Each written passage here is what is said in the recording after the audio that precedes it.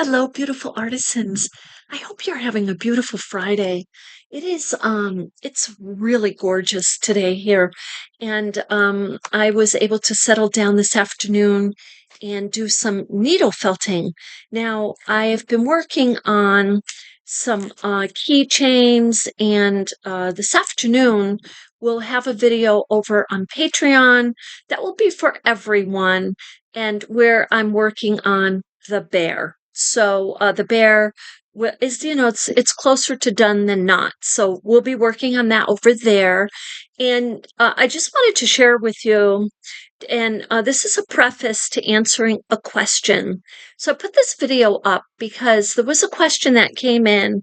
Can you use different fabrics for the Kiwandi inspired project that we're working on? So, just like the Boro inspired project, they are inspired. So I'm kind of adding my own spin.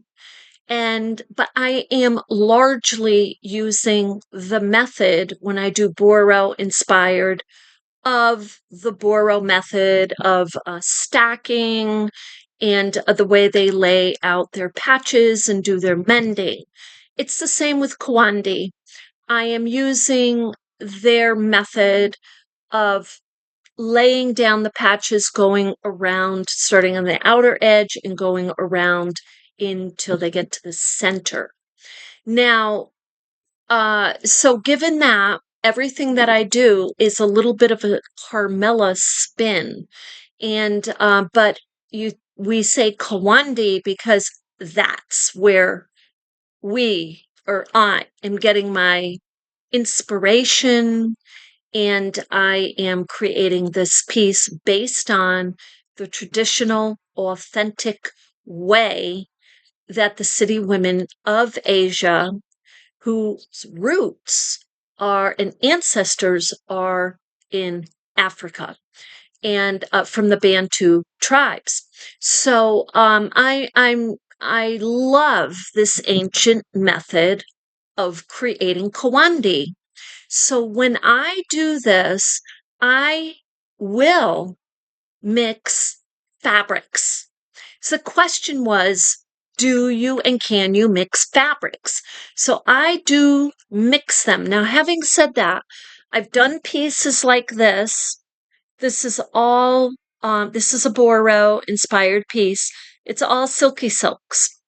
The piece we're working on right now, which I will show you soon, like probably over the weekend, that is all silky silk. Um, and but I've done many pieces that are all cottons. Like and I'm gonna show you something about those keychains in a little bit. This Kiwandi that we just laid out not too long ago, these are all fat quarters. These are all cottons, scrap cottons, all of them. The Boro inspired that we did. I took my backing off. This is the backing we're using. I took it off momentarily. This is all cottons. Now, when I started years ago doing the Kiwandi, I mixed the fabrics, and I wanted them mixed. I wanted mixed textures. I wanted to see what that looked like going around. So I have a mandala piece that I can share with you at some point. Based on the Kiwandi method of design, I did a mandala, and I used different fabrics. Now, a couple things to consider. I just want to show you, to preface this, answering this part of this question. This is a keychain. So this is a needle felted deco ball. It's a needle felted deco ball. So is this one. Now you can see really clearly, pretty quickly, the surface of this one with the ribbon is, you kind of see little rivets and whatnot. And this one, you see, it's kind of fuzzy. You see the fibers lifting up, right? They're both wool. However, let let me show you here. You see the difference. This wool, you can see the little curls, really super, here, I'll show you on the side, really super tight curly curls from the sheep. And this is naturally dyed, and this is naturally shorn wool. This is also natural, but look how it's so smooth, no curly curls. So the same thing, so the tension and everything's different with those wool fibers. So the same thing happens with our fabrics. Now, because the goal for me is to go, to the thrift shop, get the fabric, so it doesn't go into the landfill, and use it. What happens is a mix of different weight, like these are different weight cottons on here. They're not all the same weight, they're not made all the same, and so forth. Now, so when you mix different, like maybe polyester, acrylic blends, rayon, silk, silky silk, or and cotton or wool. So you mix all of those. You're making a beautiful, beautiful, beautiful art piece. It's totally an art piece. And in my opinion, that's what, if you're going to make and sell, you want to say there are many different, mixed blends in here. So when they wash it, because some people, if you do not tell them, I'm telling you, they will put it into the front loader, they will put it into the wash.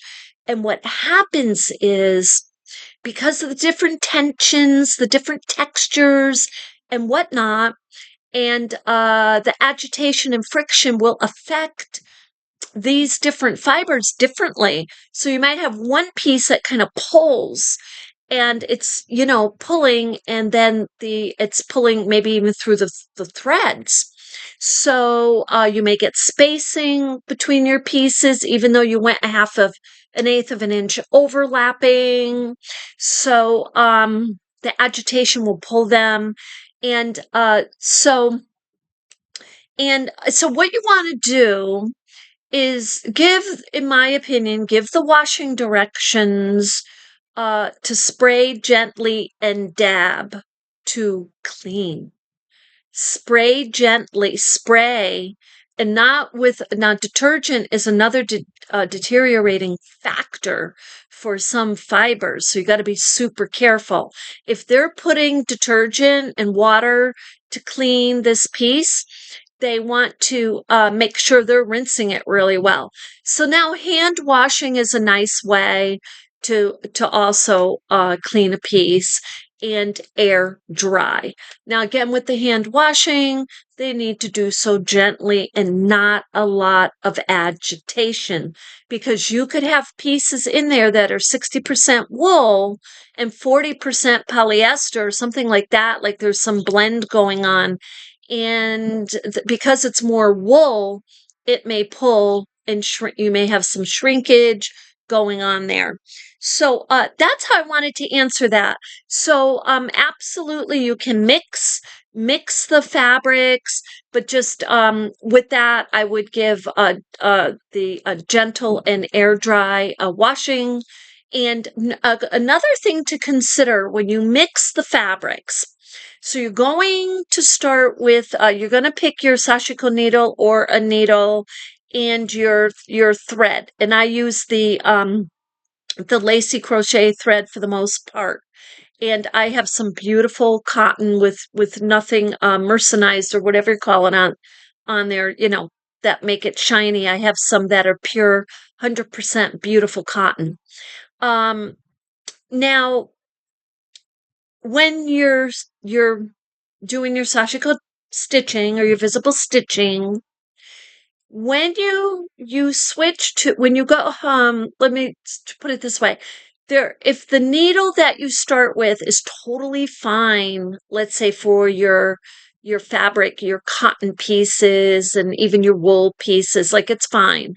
And then you come to your silky piece or a lightweight cotton, and it's putting a hole in it, or it's creating fraying at the edging. It's creating it to pull apart.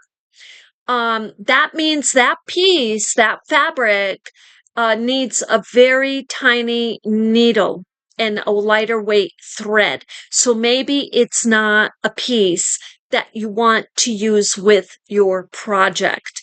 Basically what I'm saying is you want to get similar weight if you can type fabrics in that way, and or just switch over to a different needle. And I did do that with this piece here. I switched my needles a few times, and because I wanted my shibori effect. So I was this is a big piece, it's 40 by 40. I was going back and forth. And you can do that. It's up, but if you want to, just kind of go straight along and you want to do, excuse me, you just kind of want to go row by row and you want to get your Kiwandi piece together, and you don't want to worry about switching the threads or the needles. Maybe try to go for your similar type cottons. But yeah, I mean, the reason I started mixing them is because this is what I was finding at the thrift shop. I mean, I wasn't at the beginning of scouting.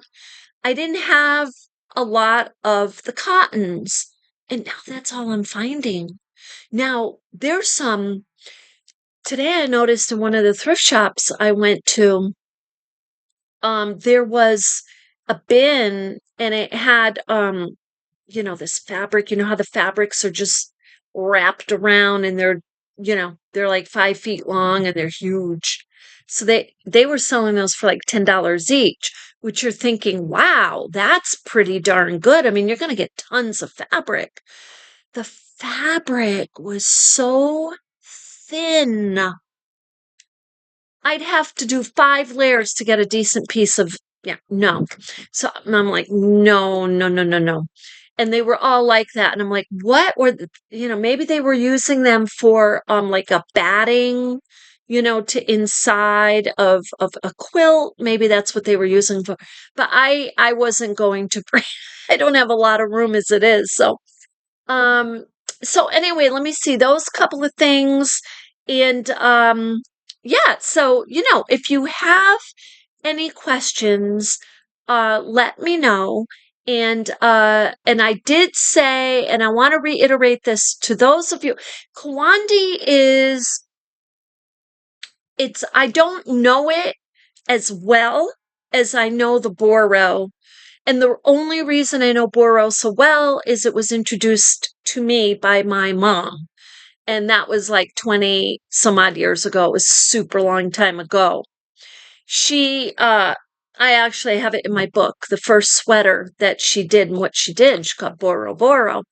And then, I learned about it over the years. I've studied it and researched it on my own. So yeah, I know a whole lot about Boro, Sashiko, the authentic, how they do it and did it, the variations and the methods, and then how I do it. Now with the Kiwandi, it's a little different because it's miraculous. Seriously, how the city women of Asia with roots that go back to Africa held on to this beautiful art of creating their quilts. I mean, most of this population, now there were some of the population that freely went and were immigrants and went and moved in the Asian, South Asian, or the Asian areas, Indian areas. But the city women, their ancestors who were enslaved, to hold on to the detail that they held on to and passed generation to generation is nothing short of miraculous. I mean, it truly, honest to God, it is. You think about being in a situation like that. Mm-mm. So I think it's an absolute blessing that we have Kiwandi today. and we're able to now. So, and like as I was saying, I don't um I didn't have a mentor on Kiwandi. I had a mentor on the Boro. So with the Kiwandi, I learned from the different sites out there. Henry Druell and Sarah Khan are two names. These are two people who work very hard to make sure that the city women of um, Karnataka, northern Karnataka, actually get paid. They get paid for creating their beauty, and it takes them years to make some of these quilts. So it's not something that is made like I'm making it quickly because I'm doing a Carmella rendition. So anyway, I hope that that gives you a little bit more insight. Go to Henry Druell's website. His last name is D as in David, Rewal, and you can find more information there on the authentic creations of Kiwandi by the City Women of Northern Karnataka. So it's very interesting and beautiful.